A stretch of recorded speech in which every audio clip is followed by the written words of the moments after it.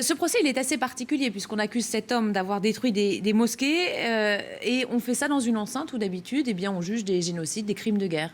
Oui, et j'ai le sentiment que c'est plus la CPI qui est en cause, la Cour pénale internationale, et son avenir et son fonctionnement, plutôt que cet homme qui certes est djihadiste. Alors on a l'impression qu'une fois qu'on a lancé le mot djihadiste, on a qualifié l'horreur absolue, mais on a bien entendu dans le sujet que le profil de cet homme n'est pas celui d'un combattant acharné, et qu'alors que celui qui est dans le box aujourd'hui ordonnait la destruction de bâtiments, à côté d'autres décapités, coupés des mains, imposer la charia dans le sang, et que ceux-là ne sont pas jugés. Alors la justice est toujours imparfaite, mais néanmoins, on sent que dans ce procès qui est extrêmement emblématique, on est en train de s'écarter de ce qu'est la justice internationale depuis le début.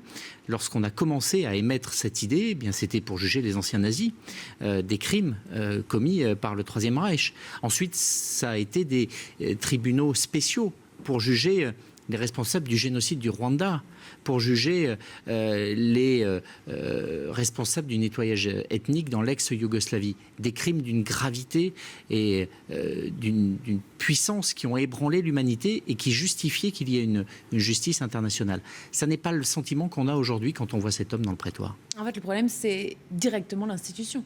Oui, cette institution qui est en train de s'éloigner de l'héritage dont on vient de parler et de cette responsabilité. Pourquoi ? Déjà parce que la justice, pour qu'elle soit reconnue comme étant la justice, doit être la même pour tous. C'est un principe de base. Et la Cour pénale internationale n'est pas une organisation équitable. Regardez sur cette carte les pays qui ont ratifié la charte et qui donc sont susceptibles de voir leurs ressortissants jugés. Eh bien, ce sont les pays qui sont en jaune. Tous les pays que vous voyez en rouge, eh bien, leurs ressortissants, leurs militaires, lorsqu'ils commettent des crimes de guerre, resteront impunis. Ce sont les États-Unis, ce sont Israël, pour parler de pays qui sont directement impliqués dans des guerres. Ce sont les Russes, les Chinois, des pays qui sont membres du Conseil de sécurité, membres permanents du Conseil de sécurité. Ceux-là ne jouent pas le jeu de la justice internationale. Dès lors, à quoi bon ? À quoi ressemble une justice si elle n'est pas faite pour tous ? Et on voit que de plus en plus, dans les pays notamment du Sud, eh bien, cette Cour pénale internationale est en train d'être perçue comme étant la justice des Blancs, des Occidentaux, des riches, en gros la justice des plus forts.